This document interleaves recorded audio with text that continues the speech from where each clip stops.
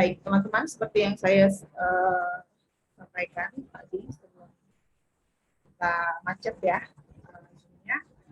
Hari ini kita akan bahas tentang satu pendekatan yang dipakai dalam memahami kepribadian, yaitu cognitive behavior. Tadi ada yang bilang sudah belajar tentang behavior, betul kah? Pendekatan behavior. Presentasi mungkin di dalam kelas, ya kah? Apakah Anda melakukan presentasi atau tugas?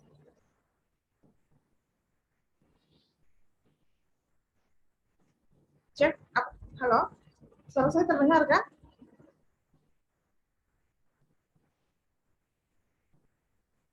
Mohon maaf Ibu, suara Ibu putus-putus Ibu. Putus ya. Kalau sekarang? Masih? Ya Ibu, masih putus-putus, baru di sini. Kalau ini suaranya jelas tidak? Tambah suara jelas. Iya kah? Wait. Kalau di saya lebih jelas sedikit. Wait. Sekarang jelas kan?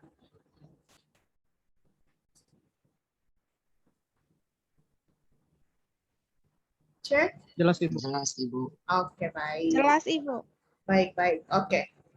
Nah, hari ini kita akan bicara tentang cognitive behavior, karena yang sudah dibahas adalah tentang behavior, maka kita lanjutkan ke cognitive behavior.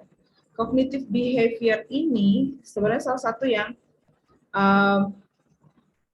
paling sering dipakai atau paling sering-seringnya dipakai oleh orang-orang psikologi gitu ya, atau psikolog dalam melakukan psikoterapi, karena ini pendekatan yang untuk memahami kepribadian seseorang itu pendekatan yang paling cepat, gampang untuk bisa lead klien mengerti dia punya kondisi psikologis gitu ya, atau dia punya kondisi psikopatologi. Pada prinsipnya, kalau kita bicara tentang pendekatan behavior, kita bicara tentang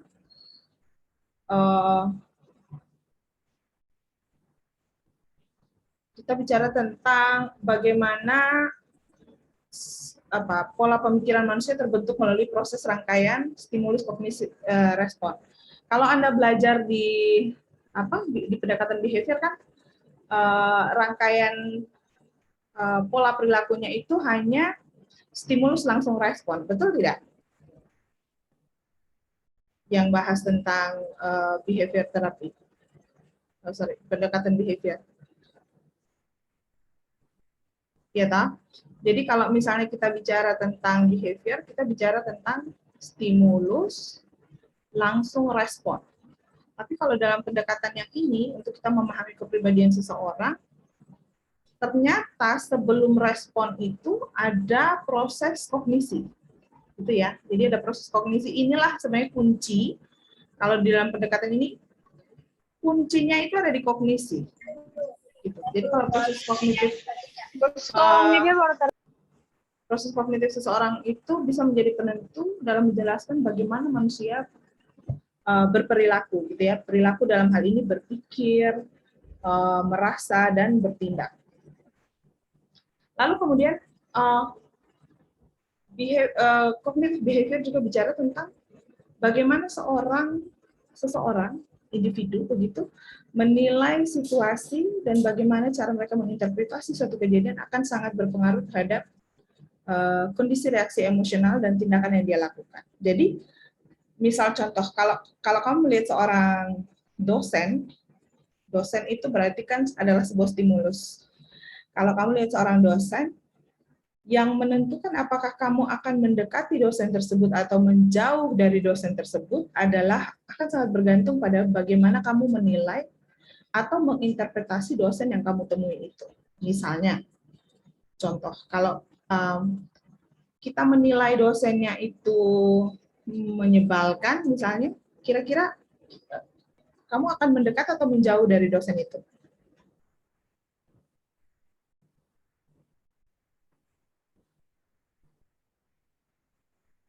Bungsu. Kalau misalnya kamu menilai seorang dosen itu, ini dosen menyebalkan, misalnya gitu ya, apakah kamu akan mendekat atau menjauh dari dosennya? Jauh, Ibu. Menjauh ya. Kalau misalnya mendekat berarti harus kamu menilai atau menginterpretasinya seperti apa? Ketemu dosen berarti ini kesempatan baik untuk bisa mengenal dosen lebih baik, misalnya gitu ya. Dosennya menyenangkan misalnya, berarti kemudian gerakan yang dilakukan adalah gerakan mendekat, bukan malah menjauh dari dosennya. Gitu. Jadi sebenarnya perilaku kita itu sangat bergantung pada bagaimana cara kita menilai situasi atau menginterpretasi satu hal. Gitu. Jadi semua kejadian, kalau di dalam pendekatan cognitive behavior ini, kepribadian seseorang itu bisa dilihat dari cara dia berpikir. Gitu. Nah, cara berpikir ini ternyata sangat ditentukan oleh latar belakang kehidupannya, gitu ya. Jadi kita belajar di dalam kepribadian itu tentang bagaimana seseorang tumbuh kembang atau di lingkungan seperti apa dia tumbuh dan berkembang, itu akan sangat berpengaruh terhadap perilaku dia, gitu. Kemudian perkembangan nilai-nilai yang dia pegang, gitu ya. Misalnya nilai tentang penghormatan terhadap orang yang lebih tua, atau misalnya punya penghargaan terhadap guru misalnya, atau punya prinsip berteman banyak, lebih banyak itu lebih baik daripada punya musuh satu, misalnya gitu ya. Jadi ternyata nilai-nilai, perkembangan nilai-nilai atau konsep-konsep dia tentang sesuatu itu sangat mempengaruhi bagaimana pola interpretasinya, gitu. Nah, ini adalah skema untuk kita memahami kepribadian seseorang sebenarnya, memahami bagaimana dinamika psikologis, dinamika kepribadian seseorang pada saat kita kacamatanya itu adalah kacamata cognitive behavior, gitu ya. Nah, misalnya ini kalau Anda lihat early experiences ini maksudnya adalah pengalaman-pengalamanmu pada saat pengalaman-pengalaman individu pada saat dia masih awal-awal kehidupan, gitu ya, masih dari 0 sampai usia-usia anak dan remaja begitu. Nah, di pengalaman-pengalaman kita di masa kehidupan awal ini, terutama sebenarnya 0 sampai 5 tahun ya, akan mempengaruhi skema gitu. Akan membentuk skema. Jadi si skema ini adalah isinya adalah konsep-konsep kehidupan. Misalnya keluarga itu lebih baik daripada berkumpul dengan keluarga itu lebih baik daripada berkumpul dengan teman-teman misalnya, atau semua laki-laki itu jahat misalnya gitu, itu skema.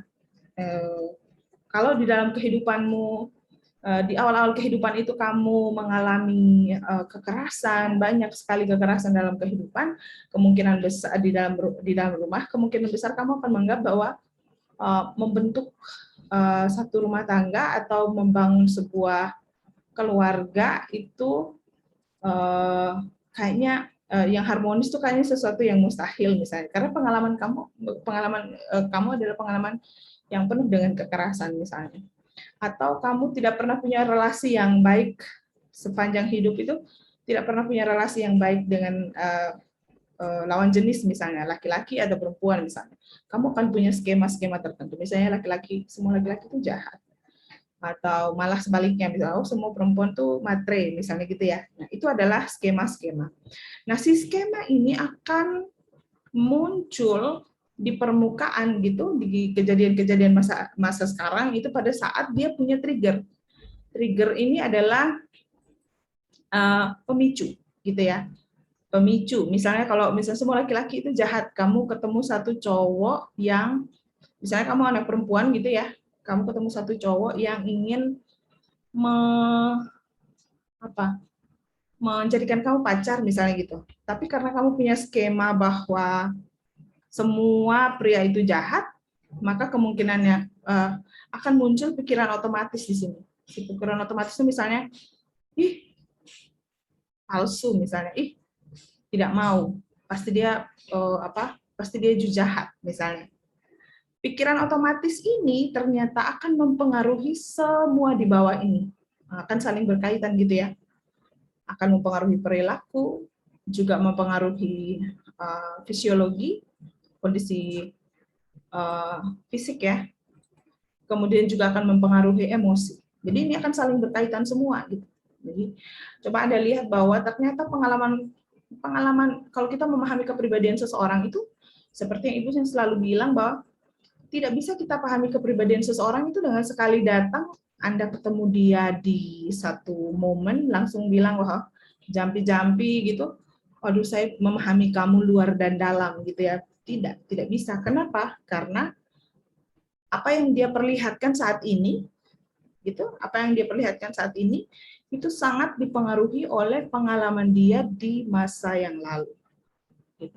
Jadi masa lalu itu yang akan mempengaruhi. Jadi kita sebenarnya tidak bisa ketemu seseorang itu lalu kemudian kita bilang wah kita sudah tahu dia banyak hal gitu. Bahkan kita punya keluarga sendiri sih kadang-kadang kita masih suka bingung ya dengan perilaku mereka misalnya kita. Ada yang mau bertanya dulu mungkin untuk berkaitan dengan dinamika ini? Saya persilakan.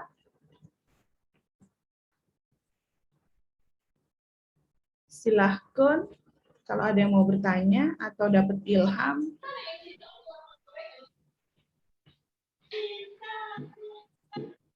Oh ternyata memahami kepribadian orang tuh dengan cara seperti ini ya. Ada asmara. Waduh asmara. Oh. Nah ini kalau asmara nih skemanya apa dong? Siapa coba? Ada yang mau bertanya? Belum ada ya? Atau dapat ilham mungkin pernah tidak ada satu pengalamanmu misalnya ada pikiran yang otomatis muncul di dalam pikiran kamu tuh yang mempengaruhi kamu berperilaku tertentu. Misalnya atau kalau mahasiswa itu misalnya kalau ketemu dosen yang kamu anggap killer misalnya gitu ya. Yang automatically muncul di pikiran itu apa? Oh ini kalau senyum-senyum nih berarti ada di kepala nih. Apa dong? Yang otomatis muncul gitu. Mati, misalnya gitu ya. Atau apa lagi? Kata-kata yang tiba-tiba muncul begitu dia seperti kita bercakap-cakap dengan diri sendiri. Apa lagi dong? Mati sudah. Apalagi yang lain? Yang lain kira-kira apa?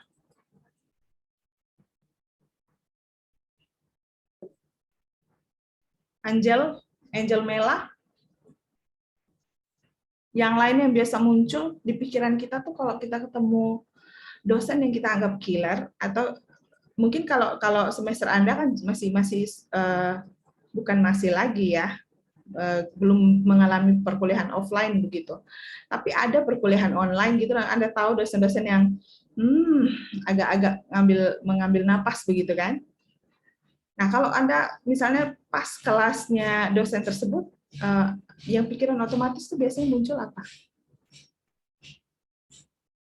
Adakah contoh mungkin?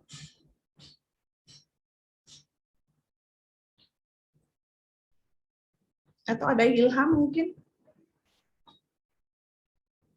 Dari 52 nih, masa nggak ada? Nggak ada pencerahan begitu? Kalau saya sih Ibu, kalau ketemu dosen yang killer gitu, saya akan berusaha jaga image supaya terlihat baik dan baik-baik dengan dosen itu. Saya tidak ada masalah dengan dosen itu. Supaya jaga image supaya terlihat di depan dosen tuh, wah ini anaknya manis begitu ya. Manis gitu. Berarti cukup canggih begitu, cukup canggih untuk apa namanya? Bahkan di posisi online ya. Kalau di online bagaimana? Kalau kelas online, apa? Jadi lebih aktif diskusi begitu atau? Iya, terkadang Gitu gitu. ya. Berusaha untuk terlibat dalam diskusi begitu ya? Ya. Oke, oke. Lalu kemudian coba deh, masih Johannes, coba Johannes contohkan ke Ibu salah satu momen yang kamu mengalami, misalnya pernah demam panggung tidak Johannes? Demam panggung tuh misalnya Iya, iya. ya cemas, tidak bisa bicara begitu, pernah? Pernah ya.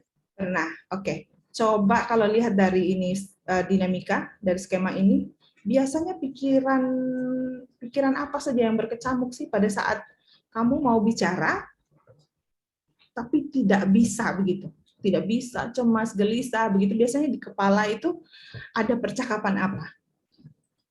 Yang pertama itu bagaimana orang menilai terhadap saya pada saat bicara. Yang kedua takut berbicara salah dan akan dinilai oleh orang.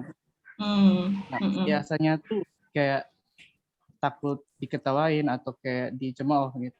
Nah, Padahal walaupun saya tahu bahwa yang saya omong di depan biasa tuh adalah hal yang benar atau fakta gitu, tapi sekarang masih ada perasaan itu. Tapi anehnya kalau saya berbicara di depan, kalau tidak ada rasa deg-degan atau rasa itu sedikit, malahan itu saya yakin pasti ada sesuatu yang salah. malah Kalau jadi ya, malah kalau jadi saya harus ada rasa itu sedikit. Kalau ada itu rasa sedikit berarti oh itu masih normal. Kalau selama sekali tidak ada berarti itu kayaknya ada yang salah. Nanti saya betul. keluar. Betul ya. Jadi ada ambang batas normalnya ya. Jadi kalau tidak normal itu kalau sampai kita stuck tidak bisa bicara gitu ya, stuck tidak bisa sama sekali mengeluarkan bahasa gitu. Pada dasarnya sepanjang kita ada di depan umum tuh ya akan ada masa deg-degan itu gitu. Good Johannes. Nah, yang perlu diperhatikan sebenarnya di dalam kita memahami kepribadian seseorang dari kacamata cognitive behavior itu adalah di sini. Nah, teman-teman, di pikiran-pikiran otomatis yang seperti Johannes jelaskan tadi ya. Ada percakapan di sini misalnya jangan sampai salah. Aduh nanti mereka tertawa, misalnya gitu ya. Itu bentuk-bentuk percakapan langsung seperti itu yang sebenarnya bisa mendrive, mendorong perilaku-perilaku yang tidak adaptif, gitu ya. Makanya kalau misalnya kita dengar ini ahli-ahli psikologi populer begitu ya, mereka suka menulis tentang ayo berpikir positif, ya kan? Ayo kita berpikir lebih konstruktif misalnya, atau yang lebih positif. Yang paling sering itu disuruh berpikir positif ya. Itu kenapa? Karena sebenarnya dalam rangka mengarahkan orang bahwa pikiran-pikiran yang otomatis ini kalau isinya negatif, kalau isinya itu tidak adaptif begitu, maka akan mempengaruhi juga keseluruhan kondisi psikologis seseorang. Gitu ya. Jadi intinya adalah sebenarnya ada di sini, ada di pemahaman ini. Nah, psikopatologinya ada di mana? Jadi seperti yang saya bilang tadi. Jadi klien atau seseorang dengan gangguan emosi cenderung memiliki distorsi kognitif, distorsi pikiran, gitu ya. Kesulitan berpikir logis. Kadang-kadang dianggap logis, kadang-kadang kita suka berpikir sesuatu yang kadang-kadang kita anggap logis, padahal tidak logis. Saya contohkan ya. Contoh. Ini adalah contoh bagaimana sebuah pikiran itu bisa mempengaruhi perasaan dan perilaku seseorang pada satu kondisi. Misalnya seseorang itu mau bangun pagi. Pada saat dia bangun pagi, dia punya pikiran bilang gini, kayaknya tidak ada guna bangun pagi. Saya akan hari ini segala sesuatu akan berantakan lagi deh, misalnya. Ini kan kontennya konten negatif ya. Kan tidak ada guna bangun pagi. Kayaknya hari ini saya akan berantakan lagi deh semua schedule misalnya gitu ya. Nah, kemungkinan perilakunya tidak mungkin dia bangun bangkit bahagia ya. Pasti dia akan, kalau dalam contoh ini dia akan memunculkan perilaku perasaan-perasaan yang depresif gitu ya, depressed, sedih, kemudian dia akan kelelahan gitu. Atau dalam bentuk perilaku misalnya dia tetap akhirnya dia memilih tetap di tempat tidur saja gitu, tidak bangun pagi, tidak bangun dari tempat tidurnya gitu, malah tetap ada di tempat tidur misalnya, malah juga tambah tarik selimut untuk tidur gitu. Jadi ini contoh. Nah, contoh-contoh distorsi pikiran. Yang pertama, semua atau tidak sama sekali. Semua atau tidak sama sekali. Ini saya kasih contoh di sini. Anak saya dapat nilai jelek di matematika semester ini. Saya sudah gagal jadi ibu. Misalnya satu ibu bilang begitu. Ini tampak logis, benar nggak sih? Kayaknya masuk akal nanti kalau anaknya gagal di matematika terus dia jadi gagal jadi ibu gitu. Kadang-kadang orang berpikir apa yang dia pikirkan itu masuk akal, padahal enggak. Gitu kan? Misalnya ini, apakah jika seorang anak nilai jelek di matematika semester ini, dia sudah gagal total jadi ibu? Tidak juga. Misalnya kamu di dalam perkuliahan, misalnya saya dapat nilai jelek di dasar kepribadian. Saya sudah gagal jadi mahasiswa, begitu misalnya. Jadi kadang-kadang itu kita berpikir kita logis, padahal tidak. Gagal di satu mata kuliah belum tentu kamu gagal di keseluruhan kamu sebagai seorang mahasiswa. Nah, ini yang paling sering kita dengar ya, kalau dari orang tua kita saya harusnya apa, misalnya gitu ya. Saya harusnya sudah punya anak, teman-teman seangkatan saya sudah punya semua, misalnya gitu. Atau saya harusnya sudah sarjana, teman-teman seangkatan saya waktu SMA sudah sarjana semua gitu. Nah, harus ini banyak kita dengar dari orang tua dan banyak kita haruskan pada diri kita sendiri gitu. Seperti logis aja, padahal sebenarnya enggak. Kita kan enggak harus sama dengan teman-teman seangkatan dalam segala hal, dalam banyak hal kita tidak harus sama dengan orang lain. Atau kita tidak perlu mengharuskan diri kita gitu. Sebenarnya harus itu akan menjadi beban psikologis bagi seseorang. Kemudian memberi label, misalnya bodoh, pecundang, tidak berguna, misalnya gitu ya. Label ini banyak kita dapat dari pertemanan juga ya, dari sekolah gitu, dari guru, dari teman bermain, teman kongko, seperti itu. Atau bergeneralisasi, ini adalah contoh distorsi pikiran yang lain. Semua bos laki-laki kejam, semua laki-laki kejam, semua perempuan matre, misalnya, atau semua orang Sumba, misalnya gitu ya, semua orang Sumba tuh kasar, misalnya, atau apalagi banyak hal lain lagi yang kita generalisasinya terlalu berlebihan gitu, hanya karena satu atau dua kejadian yang kita alami, misalnya hanya satu laki-laki kejam, misalnya kita kemudian overgeneralisasi semua laki-laki itu kejam, misalnya seperti itu. Contoh distorsi yang lain, ini sungguh tidak adil. Nah, ini kadang-kadang muncul di dalam permukaan.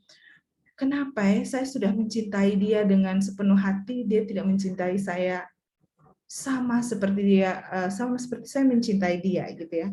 Konsep kita itu harusnya adil, hidup ini harusnya adil gitu ya. Padahal adil itu susah terjadi dalam kehidupan nyata gitu. Dalam kehidupan kita keseharian tuh menjadi adil itu menjadi sesuatu yang susah gitu. Jadi sebenarnya penting sekali untuk memperhatikan apa yang kita pikirkan gitu ya. Jadi percakapan dengan diri kita sendiri itu adalah percakapan-percakapan yang krusial. Percakapan-percakapan yang kalau misalnya tidak kita handle dengan baik, itu akan mempengaruhi keseluruhan kondisi psikologis kita gitu. Melompat pada kesimpulan, misalnya dia tidak balas komentar saya di FB, pasti dia lagi marah dengan saya ini, misalnya.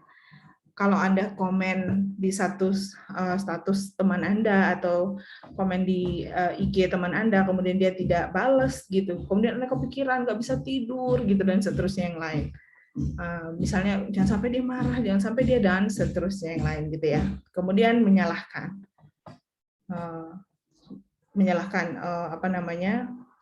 orang lain misalnya, atau menyalahkan diri sendiri juga gitu. Nah, ini adalah contoh-contoh sebenarnya pengalaman distorsi kognisi. Kemudian emosi negatif yang sudah jelas kita sama-sama belajar semua ya. Respon fisik juga sudah bagaimana sebuah pikiran itu bisa mempengaruhi respon fisik juga seperti yang saya jelaskan tadi. Dan perilaku perilaku itu sampai bahkan bisa membuat kita menangis, berteriak gitu ya, tidak mau makan, prokras, bisa juga. Jadi tergantung pada seperti apa bentuk pikiran yang ada di dalam pikiran yang mempengaruhi kita akan sangat mempengaruhi perilaku kita. Itu kemudian yang berikut adalah terapi. Kalau terapi dalam kognitif behavior itu biasanya untuk apa? Untuk menolong klien itu menentang pikiran yang distorsi tadi itu ya.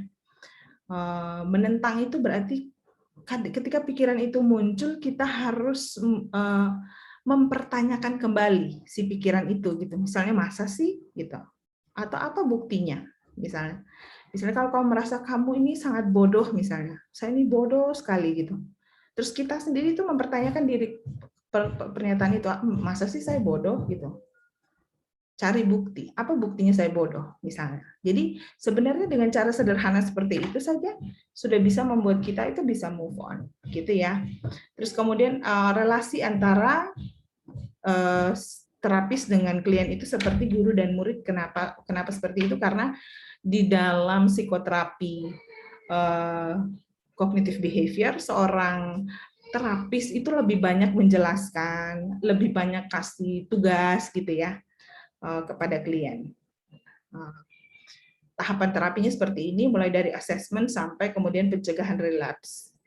Lalu teknik terapinya adalah yang paling inti itu adalah cognitive restructuring yang tadi itu, menantang pikiran-pikiran yang salah, merestruktur kembali pikiran, kemudian belajar untuk self-talk bicara dengan diri sendiri gitu ya, kemudian belajar untuk relaksasi, dan yang paling sering dilakukan itu adalah memberikan klien itu homework atau PR-PR untuk dikerjakan di rumah. Gitu sih. Baik, mungkin ada pencerahan yang didapatkan dari penjelasan Ibu? Saya bertanya satu hal. Ya, Rima? Rima ingin menyampaikan sesuatu? Ya. Silakan Rima.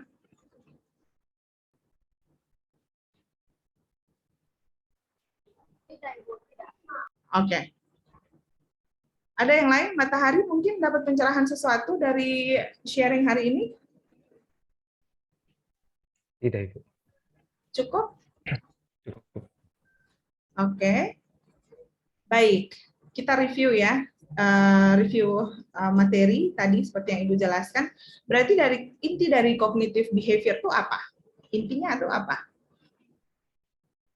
Untuk kita memahami kepribadian seseorang dari kacamata cognitive behavior, berarti intinya itu ada pada apa? Saya butuh dua penanggap saja. Intinya itu pada apa? Pikiran, Ibu. Siapa ini? Diva ya? Diva, Ibu. Oke. Ya. Intinya itu pada pikiran ya. Nah, ya. Mungkin lebih dijelasin sedikit, Diva. Pikiran dalam hal ini seperti apa?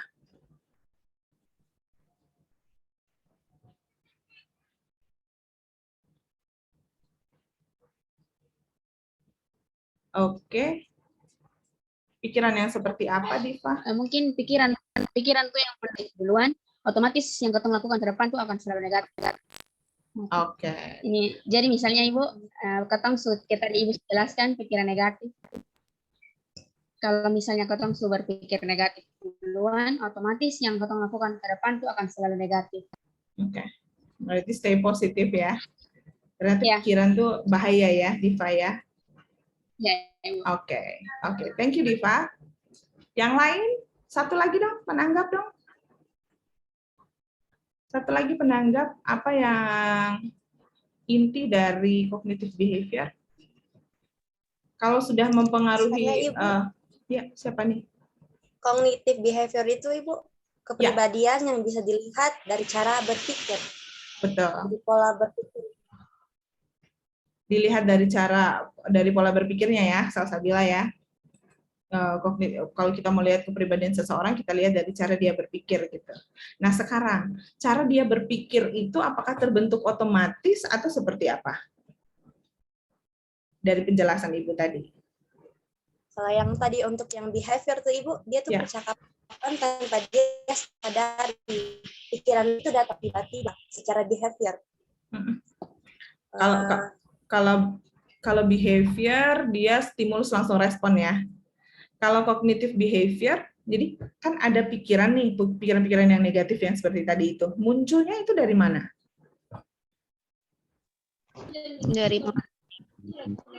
Dari mana, Christina? Pengalamannya Oke. nanti di skemanya Ibu. Oke, betul. Jadi dari skema ya, dari pengalaman kehidupannya. Selama dia selama dia hidup di masa-masa awal kehidupan, itu akan membentuk dia memiliki sebuah skema. Nah, skema ini sebenarnya yang mempengaruhi dia secara keseluruhan perilakunya di masa-masa yang akan datang. Gitu. Baik.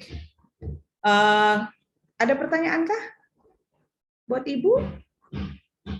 Atau cukup jelas? Cukup jelas dan bablas gitu ya. Semoga cukup jelas ya. Jelas ya. Oke, kalau jelas maka kemudian di kolom chat itu sepertinya Vigil sudah mengirimkan absen. Teman-teman tolong absen ya untuk hari ini supaya mudah untuk dipantau. Begitu, karena tidak ada pertanyaan dan teman-teman juga sudah mengirimkan tugas di e-learning ya. Sudah ya, sudah selesai ya. Semua sudah selesai ya. Baik, kalau sudah, maka saya akhiri kelasnya sampai di sini. Terima kasih banyak buat teman-teman yang sudah hadir. Ini 54 dengan saya berarti 53 ya. Hadir semua. Terima kasih. Kita akan ketemu lagi di minggu depan. Terima kasih. Selamat siang. Yang Ibu. Terima kasih. Selamat siang Ibu, terima kasih Bu.